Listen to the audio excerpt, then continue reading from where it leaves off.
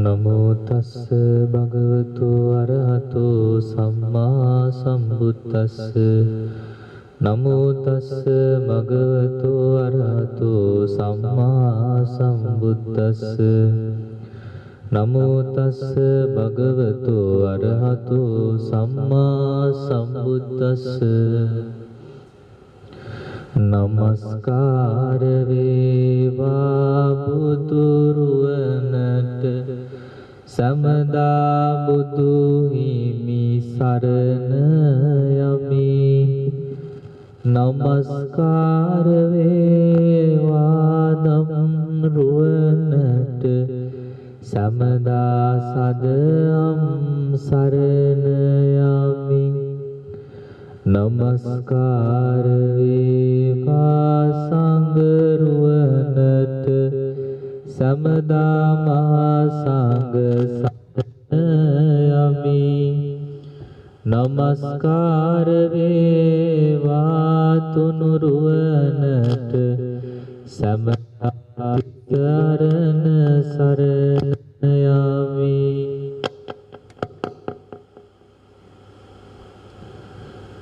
යමෙක් ලොවේ සුවපත් වූ නම් එයම බුදු හිමි සරණ ගියෝ යමෙක් ලොවේ සුවපත් වූ නම් එයම සදම් සරණ ගියෝ යමෙක් ලොවේ සුවපත් වූ නම් එයම මහා සංඝ සරණ ගියෝ යමෙක් ලොවේ සුවපත් වූ නම් එයම තිසරණ සරණ ගියෝ යමෙක් වනායි දුක් නැසෝ නම් එයම බුදු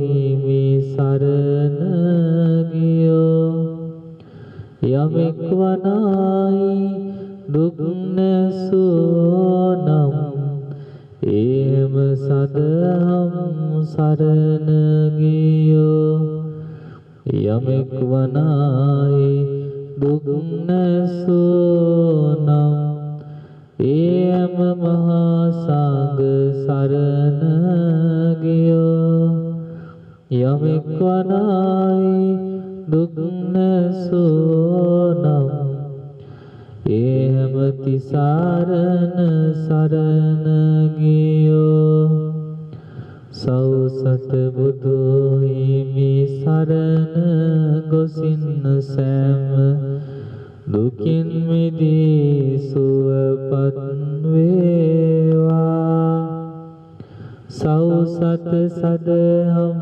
සරණ ගොසින් සෑම දුකින් මිදී සුවපත් වේවා සෞසත සරණ ගොසින් සෑම දුකින් මිදී සුවපත් වේවා සෞසත තිසරණ සරණ ගොසින් සෑම දුකින් මිදී සුවපත් වේවා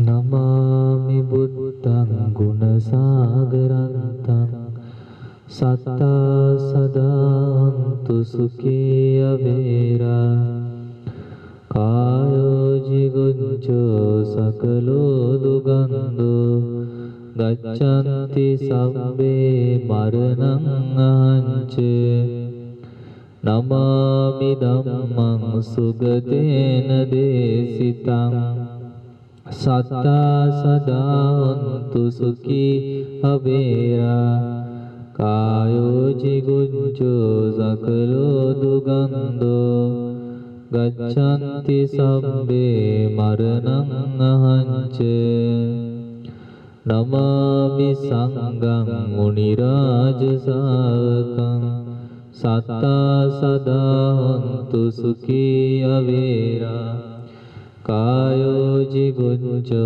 sakalo dugando gaccanti sabbe maranam ahanca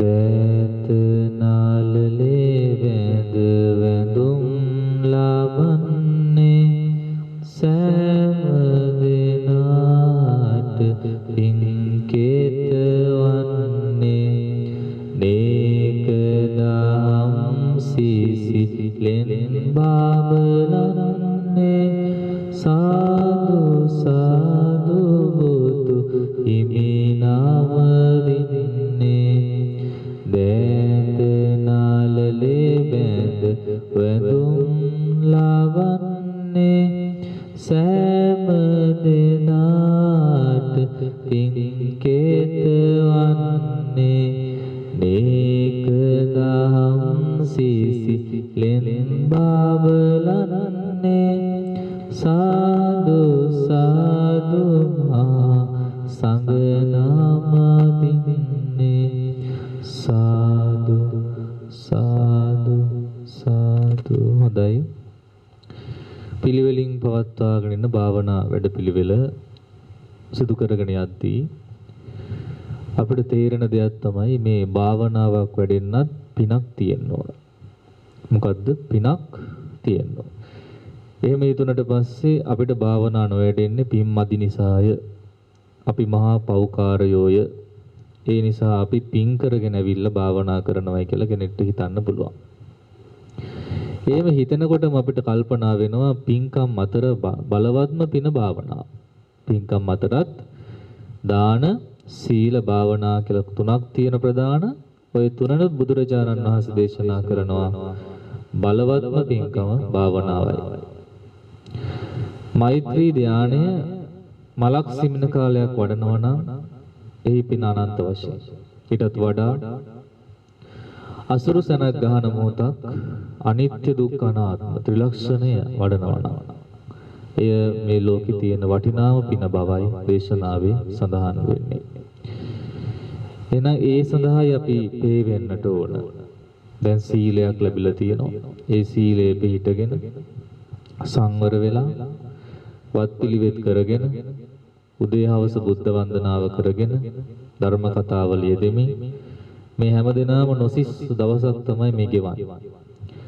එහෙනම් ගෙදර ගිහින් පින් කරනවද මෙහි ඉඳන් පින් කරනවද? හොඳම දේ මොකද්ද?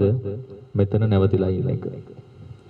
මේ රහත් භූමිය ආරණ්‍ය සේනාසනේ ඉන්නකොට අපිට සිල්වතුන් ගුණවතුන් වහන්සේලා පේනවා. සමනානංච දස්සන. ස්වාමීන් වහන්සේලා දැකීමෙන් හිත පැහැදෙනවා. කුසල් සිත් ඇති වෙනවා. නිවන් මඟට මුලවන කල්යාණ මිත්‍ර සේවනය නිතර ලැබෙනවා. මේ කල්යාණ මිත්‍රයෙක් ළඟ ඉන්නවනම් තියෙන වාසිය භාග්‍යවතුන් වහන්සේගේ ධර්මයේ තුල විශේෂයෙන්ම තියෙනවා. ඒ අතර රතවිනීත සූත්‍රයේදී එදා සාකච්ඡාවට බඳුන් වුණා මන්තානි පුත්ත පුන්න ස්වාමීන් වහන්සේ සහ සාරිපුත්ත මහරහතන් වහන්සේගේ ධර්ම කතාව අවසානයේ දැනගන්න ලැබෙනවා මේ මම කතා කරලා තියෙන්නේ සාරිපුත්‍ර මහරහතන් වහන්සේ සමගයි කියලා. ඒ වෙලාව යම්කිසි ප්‍රීති වාක්‍යයක් පළ කරනව පුන්නවන්තානි පුත්ත තෙරුන් වහන්සේ අනේ ස්වාමීනි මේ ධර්මසේනාධිපති සාරිපුත්‍රයන් වහන්සේ බව මන් දන්නේ නැහැ.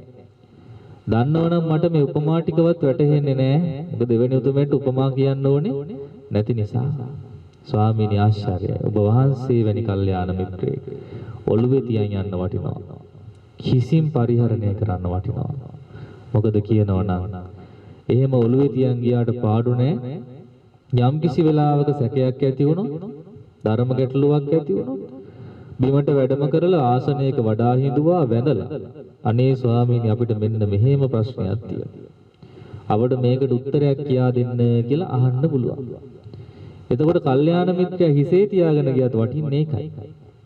එතකොට අපිට ඕන වෙලාවට දහම් කරුණක් අහ ගන්න පුළුවන්. එතකොට මේ හිත කියන එක වෙලාවකට ප්‍රබාස්වරයි අනිත් වෙලාවට ගන්න දෙයක් නැහැ. හොඳ වෙලාවට ගොඩක් හොඳයි නැති වෙලාවට නැත්තටම නැති වෙනවා. ඒ හැටි. හිතේ ස්වභාවය ඒකයි.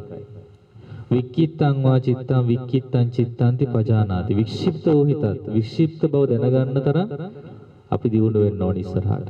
එහෙම දියුණුනාම තේරෙනවා මේ හිත කියන්නේ විසිරෙන එකක්. මේකේ සතුට නැති වෙන සමහර වෙලාවට. සමාහිතං වා චිත්තං සමාහිතං චිත්ත. ඒක හොඳයි. සමාධියටපත් වෙන හිත දැනගන්න ලේසි. මොකද ඒ වෙලාවට බොහොම සතුටුයි. හිතත් එකඟයි. වැඩෙත් හරි ගියා. ප්‍රාර්ථනා ඉෂ්ට වුණා. ඉතින් එයා බොහොම සතුටින් ඉන්නවා. මගේ වැඩ ටික හරි ගියා. මම පුණ්‍යවන්තයෙක්. මගේ පින වැඩි ඇති. පාරමිතා පිරලා ඇති. මම ත්‍රි හේතුකයි. ඔන්න ඔය විදිහේ ලොකු සංකල්පනා ගොඩක් එයාට එනවා. මොකද එයාට වැඩේ හරි යනවා වගේ පේන නිසා. හැබැයි ඔය ටික කොහොම එන්නේ නැහැ වැඩේ වැරදුනා. ඒ කියන්නේ හිත වික්ෂිප්ත වෙලා එහි මෙහි යනකොට එක තැනක ඉන්න බැරි තත්ත්වෙට එනකොට නොයෙක් සිතුවිලි ගංගාවල් ගලාගෙන එනකොට අන්න එයා හිතන්නේ මම හොඳ කෙනෙක්. මම ත්‍රි හේතුක කෙනෙක්. මගේ පින තමයි මේ ඵල දීලා තියෙන්නේ. එහෙම හිතෙන්නේ නැහැ. එතකොට අපි අනිත් පැත්ත හිතන මාන්තරම් පෞකාරයෙක් නැහැ. මෙච්චර gedara දාලා ඇවිල්ලා මෙච්චර සිල් අරගෙන මෙච්චර භාවනා කරන ඒත් එක මාත්‍රයක් මේ හිත සමාධිමත් වෙන්නේ නැහැ. එක මොහොතක් මේක එකඟ වෙන්නේ නැහැ. පින මදි ඇති. ඒ නිසා යන්න උත්සුක වෙන්නේ ඉස්සරහට යන්න. එතනම එයා නතර වෙනවා. ඉතින් ඒ නතර වීමේ අවාසිය තමයි සමහර විට නවතින්න ගිහි ගෙදරේ. නැවතර හිටපු කුණු ගොඩටම ගිනි ගොඩටම වැටෙනවා. එහෙ ගියයි කියලා පින වැඩි වෙන්නේ නැහැ. ඒකයි මම කල්නොත් කිව්වේ ගියයි කියලා පින වැඩි වෙන්නේ නැහැ. භාවනා නොවැඩුණත් සිල්වතුන් අසුරු කරගෙන මෙවැනි පුණ්‍ය භූමියක දවස ගෙවද්දී වත්පිළිවෙත් කරන්න ලැබෙනවා. බුද්ධ වන්දනාවේ යෙදෙන්න ලැබෙනවා දෙවේලා. මේ හැම වෙලාවකම රැස් වෙන්නේ පින. ධර්ම කතාවක් අහන්න හරි ලැබෙනවා. ඒකට භාවනාව විතරයි වැටෙන්නේ නැත්තේ. අනිත් ටික හරි. දැන් කොයි වෙලාවෙ හරි අර ලයිට් එකක් පත්තු වෙනවා වගේ පත්තු වෙයි. ඒ පත්තු වෙනකම්. තව හොඳම උපමාව තමයි අතීතේ තිබුණ ගිනි ගාන දඬු. ඉස්සර ගිනි පත්තු ගලේ දඬු ගාලා. දර කෝටු දෙකක් කරන් අතුල්ලන්න ඕන. ඒ අතුල්ලගෙන එල තව තප්පරෙන් ගිනියනවා. හැබැයි හිතන අතුල්ලනගෙන අම්මෝ මේක නම් හරි අමාරුයි අතටලි දෙනවා. ඒ වෙලාවෙම නතර කරනවා. තා චුට්ටකින් ගිනියන්න තියෙන්නේ ගිනි පටන් ගන්න එනවා. පටන් ගන්න තියෙද්දි මෙයා නතර කරනවා. එයා දින්නද පෙරදුනා. එයා පෙරදුනා වෙනවා. අපිත් මේ වීරය කරගෙන සීලෙක පිළිහිටාගෙන බුද්ධ වන්දනාව කරගෙන වත්පිළිවෙත් ටික කරගෙන කතා බහ අඩු කරගෙන වැඩපිළිවෙල යනකොට අපිත් පත්තු වෙයි. ඒ පත්තු වෙන්න ඕන වෙන දේ හරි අපි වැඩි නතර කරොත් එහෙම අපි පෙරදුනා වෙනවා. ඒ නිසා බලාගෙන ඉන්න කොයි වෙලාවෙ හරියයි. ඒ හරියනකම් මේ හිතට නිඳා කරන්නත් එපා. තමන්ගේ කර්මයට නිඳා කරන්නත් එපා. අපි පුණ්‍යවන්තයෝ තමයි අපි හැමෝම පින් කරපුවා. මොකද මම එහෙම කියන්නේ මනුස්ස ලෝකෙ ඉපදෙන්න පිනක් තියෙන්න ඕනේ. ඒක අපි හැමෝටම තියෙනවනේ. අපේ ගෙවල් වල ඉන්න අයටත් තියෙනවනේ. අර සාමාන්‍ය මිනිස්සුන්ට හිඟන්නට පවා ඒක තියෙනවා. හැබැයි ඊට එහා ගිය පිනක් අපිට තියෙනවා. ඒ මොකද්ද? මේ වෙලාවේ හරි මේ වයසෙන් හරි ගිහි ජීවිතය අතහරින්න ඕනේ කියලා ඔබට හිතෙච්ච එක කොච්චර වාසනාවක්ද? කොච්චර පිනක්ද? ඒක හැමෝටම හිතෙන්නේ නැහැ. ගොඩක් අය බලන්නේ පුළුවන් උපරිමේ මෙතන කොහොම හරි නතර වෙන්න ඕන. ගෙදර ඉඳගෙන වැඩ ටික කරගන්නවා කියලා තමයි ගොඩක් අය කල්පනා කරන්නේ. ඉතින් එහෙම හිතන ලෝකෙක අපිට තේරුණා නම් මේ ගිහි ජීවිතේ ඉඳගෙන නම් අපිට නිවන් දකින්න අද කාලේ ලේසි වෙන්නේ නැහැ. මේවා ඉන්න මේවට ඇලෙනවා, ගැටෙනවා, මුලා වෙනවා.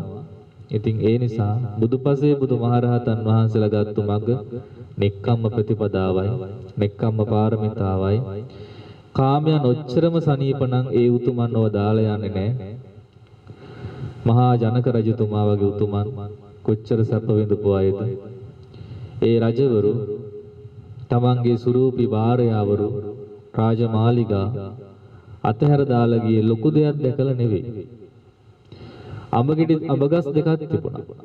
උයනට යද්දි එක අඹ ගහක අඹ පිරලා තිබුණා, අනිත් අඹ ගහේ අඹ තිබුණේ නැහැ, කොළ විතරයි. එයින් මිහිරි අඹ ගෙඩියක් අනුභව කරලා උයනට ගියේ නැවත එනකොට අඹ කන්න බලාලා. රජතුමා අඹ කෑවා කියලා අනිත් පිරිස මොකද කළේ? ගල් ගහලා පොළු ගහලා අඹ කඩාගත්තා. ඔක්කොම අඹ කඩාගත්තට පස්සේ අඹ නොලැබිච්ච අය තරහටම අඹ ගහ විනාශ කළා. කොළ කඩලා දැම්මා, අතු කඩලා දැම්මා. එනකොට බැලුවා කො මේ අඹ. ඔබතුමා අනුභව කළාට පස්සේ අග්‍ර කොටස මේ සේවකයෝ ඔක්කොම අනුභව කළා. අඹ නොලැබිච්ච අය මේකට ගල් ගැහුවා, පොළු ගැහුවා, කැඩුවයි කිව්වා. අනිත් පැත්තේ අඹ ගහ සනීපෙට ඉන්නවා. ඒකේ කොළ කැඩිලත් නැහැ, දළු කැඩිලත් නැහැ, මුකුත් නැහැ. හැබැයි මේ ගෙඩි පිරිච්ච ගහටනේ කරදර වුනේ. ආන්නේ වගේ තමයි. පංචකාම සම්පත් වැඩි කෙනාට විපත් වැඩි. පංචකාම සම්පත් නැති අර පසේ බුදුරජාණන් වහන්සේලාට කිසි කරදරයක් නැහැ. තියෙන්නේ පාත්‍රයයි තුන් සිවුරයි විතරමයි. කවුරුත් උන්වහන්සේලාට කරදර කරන්න යන්නේ නැහැ. මොකද ගන්න දෙයක් නැහැ. ආන්නේ නිසා මමත් පැවිදි වෙනවා කියලා අර පුණ්‍යවන්ත රජතුමා හිතුවා. හිතලා ගිහින් මාලිගාවේ 7 වෙනි මහලට නැග්ගා. නැගලා කිව්වා සේවකයන්ට කවුරුවත් එන්න දෙන්න එපා. බිසවරුන්ට කාටවත් කෑම ගේන එක්කෙනාට විතරයි එන්න දුන්නේ. ඉතින් දවසේම සමාපatti සෝයෙන් ගත කරන ධානය වැඩුණා. ඒ ධානය සමාපatti සෝයෙන් ගත කර කර හිටිය දවස් 7ක්. ඒ දවස් ගාන ගත කරගෙන යනකොට එහෙම දිගට ගත කරගෙන යනකොට මේ බිසවරුන්ට මතක් වුණා. සීවලි දේවිය තමයි හිටියේ බිසව. යසෝදරා උත්තමාවියමයි කලින් ආත්මෙක. ඉතින් මේක කල්පනා වුණා අපි ගොඩක් දවසකින් රජතුමා බලන්න ගියේ නෑ. බිසවරුනි සැරසෙන්ට සැරසිලා පියා. ඉතින් මෙයා හොඳට සැරසිලා දිව්‍යාංගනාව වගේ ඇඳ පැළඳගෙන දැන් එන්න හදා. ඒ අතරේ උදෑසනම රජතුමා සීමදුරු කවුලෙන් බැලුවා නගරෙ දිහා බලලා කල්පනා කළා තමන්ගේ මේ වස්ත්‍රය මේ ස්වරූපෙ ඉච්චර ගැලපෙන්නේ නැහැ. ඒ නිසා වෙළඳසැලට සේවකයෙක් ඇවලා සිවුරු පාත්‍ර ගෙන්න ගත්තා. ජනතාව රැස්වලා උද්ඝෝෂණය කරන රජතුමනි රාජ්‍ය කරන්න බිමට වහින්න කියලා. ඊට පස්සේ එතුමා කල්පනා කරා කොයිතරම් කල් රාජ්‍ය කරන්නේ නැද්ද සසරේ. පැවිදි වෙච්ච අවස්ථානේ අඩු. ඒ නිසා මම මේ රාජ්‍ය අත්හරිනවා. රාජ්‍ය අත්හරින අදිෂ්ඨාන කරන කඩුවෙන් හිසකෙස් කැපුවා. හිසකෙස් වැටියක් තියෙන අය පරිණ රජවරු පැරණි පිරිමි අය කොණ්ඩේ වවනවා. ඔය වවලා තිබිච්ච බැඳලා තිබිච්ච කොණ්ඩේ කපලා ඔටුන්නත් එක්කම බිමට දැම්මා. ඕන්න මේක අරගෙන රජකම් කරගනින්නයි කියලා. එහෙම දාලා අර පැවිදි වෙලා සිවුරු පොරවගෙන අනේ හරි සනීපයි දෙපැත්තට සක්මන් කළා අහෝ සුකම් මේ පසේ බුදුරජාණන් වහන්සේලා විඳින්නේ මේ සුවේ නේද. පැවිදි වෙස් ගත්තා. දැන් කොණ්ඩෙත් කපලා සිවුරුත් පොරවලා එහෙම වැඩම කළා හැරමිටියයි පැන්කෙන්ඩිය අරගෙන පහලට. සත්මහලෙන් බහිනකොට සීවලි බිසවයි අනිත් බිසවරු උඩට නගිනවා. මගදී හම්බුණා. හේතුව පසේ බුදුරජාණන් වහන්සේගෙන රජතුමාට බණ කියන්න ඇවිල්ලා වඩිනවයි කියලා. ඉතින් වැන්දත් එක්ක. වැඳලා උඩට ගිහින් බලනකොට රජසලු පිළි තියෙනවා. රජතුමා නැහැ. එකත් එකට මේ තුන අර වැඩම කළේ අපේ රජතුමා අනේ මහාන වෙලා වුණ බලන්න ඇවිස්සුණා. මහා පින් පුරාගෙන යසෝදරා උත්තමාවිය මේ. නමුත් තමන්ගේ ස්වාමියා පැවිදි වුණයි කියලා දැනගත්තා මොකද වුනේ? දරා ගන්න බැරි වුණා. ඇවිස්සුණා. පපුවේ අත් ගහගෙන දුවන් ගියේ අනේ අපේ ස්වාමියා මහාන වුණා කියලා. බිසවරු ටිකක් දුවගෙන ගියා. මොකද්ද කරේ? පපුවේ අත් ගසමින් ගියා. මහා ව්‍යසනයක් කොණ්ඩේ කඩාගෙන දැන් අඬ යනවා. ගිහලා පස්සෙන් ගිහින් අනේ ස්වාමීන් අත්තට වෙන්න යන්න එපා. නෑ උඹලා ඕන එකක් කරගනින්න මම නම් ආයෙ හොයන්නේ නෑ. මම මේ තරහට යනව නෙවෙයි මම පැවිදි වුණා. පැවිදි වෙලාද යනවා අර බිසව අතහැරියෙත් නෑ.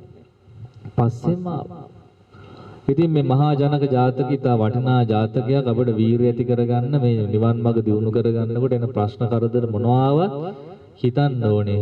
ඒ රජවරු රජකම සපණන් දාලයයිද අපිට මොන රජකන්දනේ අපිට ඇති දෙකෙන් ගෙඩියන්නේ අපි මේ පොඩ්ඩක් අල්ලගෙන ඒක අතක් ගා ඉන්නවා. ඉතින් ඒ මහා රජවරු වීරය කළේ නැත්නම් අද ලෝතුර බුද්ධ ශාසනයක් නැහැ. ඒ රජතුමා නෙක්ඛම් පිරු එහෙමයි අපේ බෝසතාණන් වහන්සේ. ඉතින් පස්සෙන් ආව යොදුන් ගානක් ගියා කියන හිමාලය දක්වා ගිහින් තියෙනවා.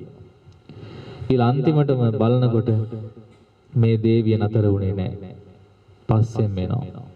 ඉරක් කරගුවා අදින් පස්සේ මෙතනින් එහාට එන්න එපා. උඹේ මගේ සම්බන්ධයක් නැහැ කිව්වා. ආන්නේ වෙලාවේ තමයි දේවියට සිහි නැති වුණේ. මෙච්චර ආදරය කළා ආදරය කරපු ස්වාමියා කියන උඹේ මගේ සම්බන්ධයක් අදින් පස්සේ නෑ උඹ මං අඳුරන්නේ නැහැ මං උඹ අඳුරන්නේ නැහැ. එහෙම කියලා වෙන් වෙලා යන ආදනකොට දරා ගන්න බැරුව ක්ලාන්ත වෙලා ඇදගෙන වැටුණා. දැන් සාමාන්‍යයෙන් අද කාලේ නෝන කෙනෙක්ට කලන්ත දුන්නොත් මහත්යම ඕක කරන්නේ. පැනලා දුවනවද වතුර අරන් අවිල්ලා යා සනීප කරනවා. සාමාන්‍ය කෙනෙක් නම් කරන්නේ වතුර ටිකක් හරි ගහලා පවන් ගහලා බලන මෙයාව සනීප කරගන්න. හැබැයි දා ජනක රජතුමා කලේ කවුරුත් නොහිතපු වැඩ. අම්මෝ මේ මර කරදරෙන් බේරුණා කියලා. ඒ මෙච්චර කල් යොදුන් 12ක් පස්සෙන් ආවනේ. දැන් හරි බේරුණා කියලා පැනලා දිව්වා. කොහෙද දිව්වේ? හිමාල වනයේට දිව්වේ. කාටවත් හිතන්න බැහැ එහෙම කරයි කියලා නේ. අන්න යසෝදරා උත්තමාවි දාලා සීවලී දේවිය දාලා ගියා. රජපිරිස ඇවිල්ලා ඉතින් සිහිය අරගෙන ඇහුවකෝ රජතුමා කියලා අහනකොට අනේ අපි දන්නේ නැහැ බලනකොට ගිහින් කැලේට. ඒ අවසන් වරට වෙන්මුණු තැන චෛත්‍යයක් හදලා වැඳලා ඔය මගදී පාඩම් දෙකක් කියලා දුන්න එක දියණියක් පාඩමක් කියලා දුන්නා. එයාගේ එක අතක වලලු තිබුණා. අනිත් අතේ වලලු තිබුණේ නැහැ. සෙල්ලම් කරනකොට එක අතක් හඬ දෙනවා. අනිත් අත හඬ දෙන්නේ නැහැ. එක අතක එක වලල්ල අනිත් අතේ වලලු දෙකයි. ඇහුවා මේ අත හඬ දෙන්නේ නැහැ නේද? ඔව් තාපසයන් වහන්සේ. එක හඬ දෙන්නේ නැහැ. එක වලල්ලයි තියෙන්නේ. අනිත් එකේ දෙකයි. ඇයි දෙකක් හඬ දෙන්නේ? දෙකක් තියෙන නිසා වදිනවනේ. ආන්නේ වගේ තමයි මේ දෙන්නෙක් එක්ක නම් මහානකම් කරන්න බෑ කිව්වා. ඔබතුමා තනියෙන් යන්නකෝ මේ දේවිය දාලා යන්න කිව්වා. මෙයාත් එක්ක කොහෙද යන්නේ ඔව්. බලන්න මේ චූටි දියණිය මේ උප්පලවන්නාව. එදත් මේ අවවාද කළා තියෙනවා තනිව ඉන්න. තනිව හිටියොත් තමයි මේ මහානකම සාර්ථක වෙන්නේ කියලා. ඔන්න ඒ තැන්වලත් චෛත්‍ය හදලා වැඳ යනවා. දැන් කොහෙද කරගන්න දෙයක් නැහැ. පස්සෙන් ගියා බැරි වුණා. එතන එක දෙයක් පේනවා අපේ අදිෂ්ඨානයේ ශක්තිමත් නම් කවුරු පස්සෙන් ආවත් නවත්තන්න බෑ. ඒක බෝසත්ණන්සිට කරලා පෙන්නවනේ. මේ රාජකීය බිසෝරු පස්සෙන් ආවේ. නිකං කාන්තාව නෙවෙයි. ඒත් ගණන් ගත්තේ නෑ. ඒත් දමල ගහලා ගියා. ඉතින් අන්තිමට මේ බිසව ඇවිල්ලා රාජධානියේදී තමන්ගේ පුතණුවන් රාජ්‍යයේ පිහිටවල ඒ කියන්නේ රාහුල කුමාරයා අතීතේ ඒ ජීවිතේ රාජ්‍යයේ පිහිටවල අම්මත් නැත්නම් මේ සීවලි බිසවත් රාජකීය උද්‍යානයේම තවුස් වෙස්ගෙන පැවිදි වුණා. සාදු කියලා අපි අනුමෝදන් වෙමු. එහෙනම් මේ රජවරුත් පැවිදි වුණා නම් පැවිදි වුණේ මේ කාමයන්ගේ කිසිම සෑහීමක් නැති නිසා. මේ බුද්ධ ශාසනය ගත්තොත් යසකුල පුත්‍රයා වගේ සිටු පුත්‍රවරු රාම්‍ය සුරාම්‍ය සුබවැනි මාලිගා තුනක් එතුමටත් තිබිලා තියෙනවා. තුන් ඍතුවට ගැලපෙන මාලිගා. වරංගනන් වැනි බිසවවරු ඉඳලා තියෙනවා. ඒ ඔක්කොම දාලා තමයි ගියේ. මහා කප්පීන කියන රජතුමා මහා රාජ්‍යයක් අයිතිකරු බොහොම විශාල රාජ්‍යයක්. ඒ රාජ්‍ය අත්හැරලා ඇවිල්ලා පැවිදි වෙලා අහෝසුකම් කිව්වා. එහෙනම් අපිත් හිතන්න ඕනේ අපිට ගොඩාක් දේවල් නැහැ තමයි. හැබැයි මේ අද කාලේ හැටියට මේ තියෙන සාමාන්‍ය දෙයක් අත්හැරලා આવත් එක වටිනවා. මොකද මිනිස්සුන්ගේ කෙලෙස් වැඩි. රාග ද්වේෂ මොහ බහුලයි. එදා රජවරු රජකම් අත්හැරලා වගේ තමයි අද අපි මේ ගෙවල් අත්හැරලා අපේ ඥාති අත්හැරලා ස්වාමියෝ අත්හැරලා භාර්යාව අත්හැරලා දූ දරුවෝ අත්හැරලා මේ ආවණන් ආපු ගමන ඊටා වටිනවා. සාදුකාර දී යුතු ගමනක් අනුමෝදන් විය යුතු ගමනක් කියලා සතුටු වෙන්නට. ඒ නිසා අපි පුණ්‍යවන්තයි කිව්වා. ඒකයි කිව්වේ. මිනිස්සු වෙන්න හැමෝටම පුළුවන්. පින් තියනවා නම් ඒ පිනට වඩා පිනක් වෙනවා. ඒව අතහැරලා දාලා අපිට නෙක්ඛම් පුරන්න ලැබෙනවා නම් පැවිදි වෙන්න ලැබෙනවා නම්. ඉතින් මේ වෙනකොට මේ අම්මලා කොණ්ඩේ වාගෙන මේ උත්සාහ කරන්නේ මොකද්ද? මේ කාමයන් අත්හරින්නට. වීරය කරලා තියෙනවා. එහෙනම් අපි පුණ්‍යවන්තයි. පින නැත්තේ නෑ. අපි ටිකෙන් ටික එහෙනම් මේ හිත හදා ගන්න ඕනේ. හිත තැම්පත් කර ගන්න ඕනේ. භාවනාවට අනුයාත වෙන්නට ඕනේ. අර කිව්ව විදිහවත් පිළිවෙත් ටික බුද්ධ වන්දනාව පිළිවෙලින් කරනකොට හිත තැම්පත් වෙනවා. ඒ අතර තමනුත් කරන්න ඕනේ කතා බහ ටිකක් අඩු කරගන්න. අඩු කරගෙන භාවනාව කරන වෙලාව වැඩි කරගන්න. වාඩි වෙලා ඉන්න බලන්න. ඒ වාඩි වෙලා ඉන්න පැය තමයි අපි අනිවාර්ය කරලා තියෙන පැයක් දවසට පැය දෙකක් තියෙනවා.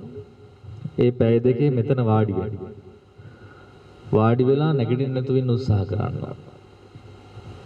තවත් විවේක වෙලාවල් තියෙන මම හිතන්නේ 12න් පස්සේ 3 වෙනකම් වෙලාව තියෙනවා දවල් වරුවේ.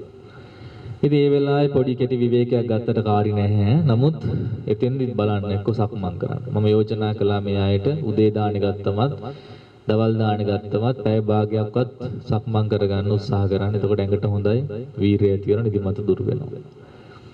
සක්මනේ දෙන්න පුළුවන් හිත වැඩෙන්නේ නැත්තම් පරියන්කේ සක්මන් කරලා ඇවිල්ලා වාඩි වුණොත් ලොකු ශක්තියක් තියෙනවා හිත තැම්පත් කරගන්න. සමාධිය ඇති කරගන්න. ඉතින් මෙහෙම යනකොට අපිට කමඨහනක් ළඟදී ලායක ස්වාමීන් වහන්සේගෙන් ලැබුණා රූප කමඨහන. නැත්නම් නාම රූප විපස්සනා. ගොඩක් අය කෝ අපිට ඒක තේරුනේ නැහැ. ඒක ගැඹුරුයි කියලා. ඉතින් මේකේ අටවිසි රූපේ ගැඹුරුයි තමයි. පඨවි ආපෝ තේජෝ වායෝ චක්කු සෝත ගාන ජීවා රූප සද්ද ගන්ධ රස පොට්ටබ්බ ඔහොම තියෙනවා. ඉතින් මේවා ගොඩාක් දරුණුවට හිතන්න එපා. මේවා අපි ළඟ තියෙනව තමයි මේ කියලා තියෙන්නේ. මොනවද? තද ගතිය, වැగిරෙන ගතිය, උණුසුම සීතල වාත ගතිය, ඊට ඇහැ කන නාසය දිව ශරීරේ නැත්නම් ශරීරය කියන එකට අපි කියන්නේ ස්ත්‍රී භාව රූපේ හෝ පුරුෂ භාව රූපේ ජීවිතින්ද්‍රිය කියලා කියනවා. ඒතර මේකට ස්පර්ශ වෙනව තමයි ඔය රූප, ශබ්ද, ගන්ධ, රස, ස්පර්ශ. මේවා තියෙනවා. ඉතින් මේවා අපි ළඟ තියෙනවා. දැන් ඒක බලන්න පෙර උත්සාහ කරන්න ආස්වාස ප්‍රාස්වාස දෙකට හිත යොමු කරන්න. දැන් බුදුගුණ වඩපොයින ඔක්කොම ඉන්නේ. ඒ බුදුගුණ වැඩිම කරගෙන යන ගමන් පොඩ්ඩක් උත්සාහ කරන්න මට පුළුවනිද මගේ මේ නාසිකාග්‍රයට හිත යොමු කරලා මේ නාසිකාග්‍රේ වදින හුස්ම රැල්ල බලන්න. නාසිකාග්‍රේ වදිනවා. එක්ක නහය කෙලවරේ වෙන්න පුළුවන් නැත්නම් උඩුතොලේ වෙන්නත් පුළුවන්. උඩුතොලේ හරි නාසිකාග්‍රේ. ඔන්න ඔය අතර ප්‍රදේශයේ තමයි වදින්නේ. අන්න ඒ ප්‍රදේශයට හිත යොමු කරා. දැන් මේක අලුත්ම භාවනාව. අලුත්ම කියන්නේ මේක අපි මෙච්චර කල් වැඩුවේ නැති නිසා අලුත්ම කිව්වේ. මේක බුරුම දේශයේදී අතීතයේ පටන් ආචාර්ය පරම්පරාවෙන් ඇවිල්ලා ගෝයන්කාජී කියන මහත්මයා ඉන්දියාවේ එතුමා තමයි මේක ලංකාවට හඳුන්වා දීලා තියෙන්නේ. ඉතින් එතුමාගේ භාවනාව නෙවෙයි මේක බුදුරජාණන් වහන්සේගේ කමඨහන. ඉතින් අපිට ලැබිච්ච නිසා මේ වර්තමානයේ මේ ලෝකෙට බිහි කරපු නැත්නම් බෙදාහරපු කෙනා එතුමා නිසා එතුමාගේ නමින් කියන මේක ගෝයන්කා භාවනාව. මේක අමාරු නෑ. අමාරු වැඩේ තමයි මේ නහයට හිත යොමු කරලා හිත සමාධිමත් කරගන්න බලන එක. එතන තමයි අමාරු තැන. මොකද වික්ෂිප්ත හිතනේ දැන් සමාධි කරන්න යන්නේ. දැන් වික්ෂිප්ත හිතෙන් ඉන්නකොට අපි කිව්වා හැමතිස්සෙම එයා කනස්සලු වෙනවා. හැබැයි දකින්න ඕනේ මේකත් හිතේ ස්වභාවයක්. වික්ෂිප්ත බව, සමාධියෙන් නැති බව, කලබල ගතිය සිතේ ස්වභාවයක්. හිත දිහා බලන චිත්තානුපස්සන. එහෙම කලබල හිත තමන් උපක්‍රමශීලී බුදුගුණ 9 දෙපැත්තට හිතලා හරි හුස්ම ගණන් කරලා හරි 1 2 කියලා හුස්ම ගණන් කරලා හරි එකේ ඉඳන් 5ට එකේ ඉඳන් 6 එකේ ඉඳන් 7 එකේ ඉඳන් 8 දක්වා ආයෙ නැවත එකේ ඉඳන් 5 ඉඳන් 8 දක්වා හෝ 8 ඉඳන් 5 දක්වා. ඔහොම එන්න පුළුවන්. ගණන් කරගෙන යන්න. ගණන් කරනකොට හුස්ම ගණන් කිරීමේදීත් හිත එක්තෙන් වෙනවා. එහෙම කොහොම හරි කරලා අපි හිතමු අපිට පුළුවන් වුණා කියලා නාසිකාග්‍රයට හිත ගන්න. ඒතර හුස්ම පිළිබඳ අවධානය තියෙන්න ඕන. බැරි නෑ වීරය කරන්න ඕන. හිතන්න ඕන. අධික කැමැත්ත ඇති වෙන්න ඕන. ඒතර ඡන්දේ වීරය ඔක්කොම ඇති කරගෙන කල්යාණ මිත්‍ර ඇසුරේ සද්ධර්ම ශ්‍රවණය මෙහෙන් ලැබෙනකොට අන්න අපේ භාවනාව සමෘද්ධ වෙනවා. දැන් කල්යාණ මිත්‍රය නොසිටින්න ධර්මය නොහැසෙන්නට අපිට වීරිය නැති වුණොත් හීන වීරිය ඇති වුණොත් ඇති කරන්න කෙනෙක් නැහැ. ගෙදරදී නම් කවුරුත් නැහැ කියන්නේ. ආනෙතර භාවනාව වැඩෙන්නේ නැහැ. ගෙදර ඉන්නකොට සාමාන්‍යයෙන් මේ අම්මලාත් අපිට කතා කරලා උපදෙස් ගත්තා. නමුත් දැන් එහෙම නැහැ. දැන් ළඟ ඉඳගෙන උපදෙස් ගන්න පුළුවන්. දැන් ඒ වාසනාව තියෙනවා. ඒ නිසා වැටෙන තැනදී හැමතිස්සෙම කල්යාණ මිත්‍රයට කියලා උදව් ගන්න ඕනේ. කමඨහන පිරිසුදු කරගන්න. කතා කරන්න. කතා නොකර ඉන්න එපා. මම ඔක්කොම දන්නවා මට හරි ගියා ඔක්කොම කියලා ඉන්න එපා. මොනවා හරි තියෙනවා නම් වරදිච්ච තැනක් අතපසු වෙච්ච තැනක් නැත්නම් හරි ගියත් කමන්නේ හරි කීපේක හරි කියන්නේ. මට මෙන්න මෙහෙම හරි ගියා. මට මෙහෙමයි ස්වාමීන් වහන්සේ වැටුනේ. අර ඒ කියනකොටම කමඨහන විසඳෙනවා. එතන පිරිසුදු වෙනවා. මොනවා හරි හැදෙන්න දෙයක් තිබුණොත් ඒ කල්යාණ මිත්‍රයන් වහන්සේ ඒක කියලා දෙනවා. එහෙනම් ඔතෙන්ට එන්න ඕනේ. මොකද්ද තැන? නාසයේ අග්‍රය. නාසයේ කෙළවර. සහ ඒක සම්බන්ධව තියෙන උඩුතොල කියන එක. උඩුතොලත් නාසිකාග්‍රය අතර යම් තැනක වදී ඒ හුස්ම වදින තැන අපිට දැනෙනවා සංවේදනා. සමහරට වම් පැත්තෙන් ඇතුල් වෙනවා පිට වෙනවා. දකුණු පැත්තෙන් ඇතුල් වෙනවා දෙකෙන්ම ඇතුල් වෙන්නේ පිට වෙන්නේ නැහැ. ඒකාන්තකිනුයි පිට ඇතුල් වෙන්නේ හෝ පිට වෙන්නේ. ඉතින් ඒක අඳුන ගන්නත් පුළුවන් නම් හොඳයි. කොයි නාස්පුඩු වෙනද හුස්ම ඇතුල් වෙන්නේ කියන එක. බලවත්ව සිහිය යොදලා බලනකොට තේරෙනවා මේ උඩුතොලේ හෝ නාසිකාග්‍රේ උෂ්ණ ගතියක් දැනෙනවා. ප්‍රශ්නයක්. නැත්නම් සීතලක් දැනෙනවා. ඒ දැනෙන එකට කියන පොට්ටබ්බ ධාතුව. දැන් මේ භාවනාවේදී පොට්ටබ්බ ධාතුව තමයි මුලින්ම මතු කරන්නේ. පොට්ටබ්බ රූපය කියන එක. ඒකත් රූපයක්. ඒතර නාම රූප දෙකෙන් මුලින්ම රූපය ප්‍රකට කරගන්න මදන් නායක ස්වාමීන් වහන්සේ මතක් කළා හිස මුදුන නලල නහය නිකට ඔහොම පහලට යන්න කියලා. හරි ඒකම තමයි තියෙන්නේ. ඉතින් එකපාරට යන්න ගත්තොත් මේක සාර්ථක නෑ. ඒ නිසා මුලින්ම මුල් පියවර ඔබ සාර්ථක කරගන්න බලන්න කැමතියි මේ භාවනා කරන්න හැමෝටම නේ මම කියන්නේ. කැමති කෙනෙක් බුදුගුණ වඩන්න. හැබැයි මේක පුළුවන් කියලා හිතනවා නම් කරන්න ඕන කියලා හිතනවා නම් තියෙන මුලින්ම කරන්න නාසිකාග්‍රයට එකඟ කරගන්න. තැම්පත් කරගන්න. තැම්පත් කරගත්තම දැනෙනවා උෂ්ණ ගතියක් හෝ සීතල ගතියක්. නැත්නම් කසන ගතියක් වෙන්නත් පුළුවන්. නලියන ගතියක් වෙන්නත් පුළුවන්. මේක අපි යොමු කරන ඊට පස්සේ හිස මුදුනට. අර සමාධිය ඇති වෙලා දැන් ආලෝක සංඥා ඇති වෙලා Tamanට හොඳ ප්‍රීතියක් එක්ක ඇති වෙච්ච වෙලාවට Tamanට පුළුවන් ඕන තරම් වෙලා ඉන්න. අන්නේ සමාධියත් එක්ක රූපය විමසන්නට පටන් ගන්නවා. මොකද්ද රූපය? හිසේ පටන් දෙපතුල දක්වා. එතකොට මෙතන කියනවා එක තැනක්වත් අතහරින්න නැතුව පිළිවෙලට යන්න ඕන. හිස මුදුන බලනවා. හිස මුදුනේ කොහොමද?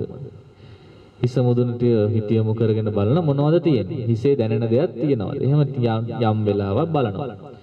එහෙම බලාගෙන හිමීට පහළට එනවා. නලල දිහා බලනවා. නලල දිහා බලාගෙන ඇවිල්ලා තමන් මුහුණේ දකුණු පැත්ත බලනවා. වම් පැත්තට හිත යොමු කරන කම්මුල් වලට. කන දිහාවට කන් දෙකටම.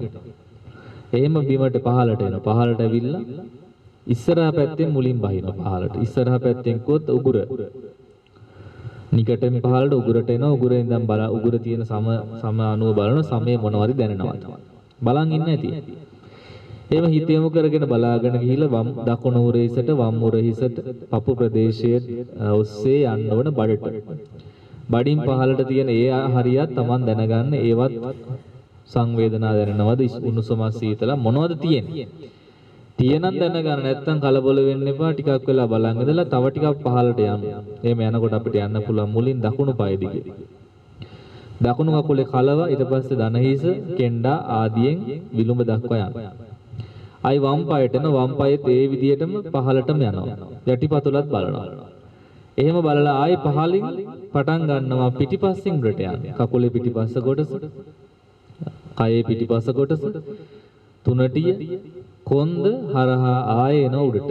දැන් තේරෙන්නේ නැති මේ ඇයිට පිළිවෙල අමාරු නෑ. Taman තමන්ගේ කයේ හිස මුදුනේ ඉඳන් නලල් තලය හරහා ඉස්සරහා පැත්තෙන් පහළට බහින්න. එහෙම බැහැගෙන ගිහිල්ලා කකුල් දෙක වෙන වෙනම ගිහින් යටිපතුලට ඇවි යටිපතුලෙන් පටන් අරන් දකුණු පාය ඔස්සේ පිටිපස්සේ කොටස සිහි කරන්න වම් පාය ඔස්සේ සිහි කරලා එන්න තුනටිය දක්වා ඇවිල්ලා එතනින් පස්සේ කොන්ද පරාමර්ශනය කරගෙන බෙල්ලේ පිටිපස්ස ටිකයි හිසේ පිටිපස්සෙන් එන්නේ ආයි හිටපු තැනට මුලට එනවා. දැන් මේකේ ක්‍රීඩාවක් වගේ සෙල්ලමක් වගේ දැනෙන්නේ. දැන් ඉතින් කම්මැලි නෑනේ මොකෝ කරන්න වැඩක් තියෙනවා. වරද්ද ගන්න නැතුව පිළිවෙලට යන්නත් ඕනේ. හරියට මෙන්න මේ වගේ.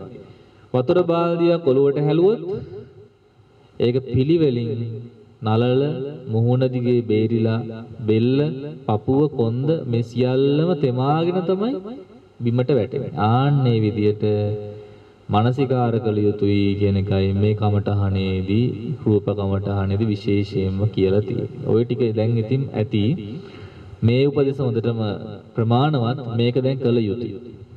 කලබල නැහැ. කලබල නැහැ කියලා අපිට නිවන අවබෝධ වෙන්නේ නැහැ. නිදහසේ බලන්න කල් ගන්න පැයක් පැය දෙකක් තුනක් හරි කමන්නේ අර විවේක වෙලාවලත් වාඩි වෙලා මේක බලන්න.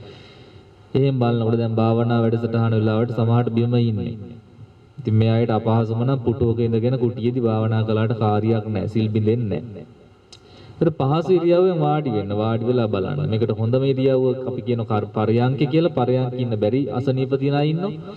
එයාලට බලන් කකුල් දෙක හොඳට එක තැනට කරලා තියාගෙන පිළිවෙලකට අත් දෙකත් එතන කකුල් දෙක උඩින් බැඳගෙන බෙල්ලයි කොන්දයි කෙලින් තියාගෙන හොඳට ඍජු කරගෙන කය සිහියමු කරන්න මුලින් නාසිකාග්‍රේට.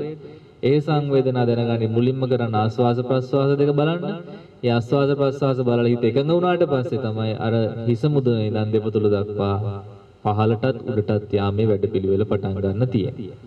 එහෙම කරගෙන යමු. එහෙම කරගෙන ගියාම අපිට පුළුවන් වෙයි මේ හිත දකින්නට, කයේ ස්වභාවය දැනගන්නට, සංවේදනා දැනගන්නට, රූප කලාවවල අනිත්‍ය බව දැනගන්නට, ඊළඟට කයේ ඇතුළට පවා හිත යොමු කරගන්න පුළුවන් ආලෝක ධාරාවක් අපිට පහළ කරගන්න ලැබේවි.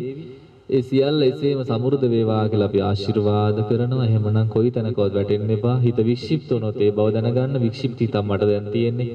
හිත සමාධිමත් වුණොත් ඒ බව දැනගන්න මට දැන් සමාධිමත් සිතක් තියෙන. රාගසිතක් ආවොත් ඒ බව දැනගන්න දැන් මට රාගසිතක් ආව කියලා සතුටු වෙන නෙවෙයි. ඒක දැනගන්නකොටම ප්‍රහාණය වෙලා යනවා. ඒක දැනගන්න කියන්නේ.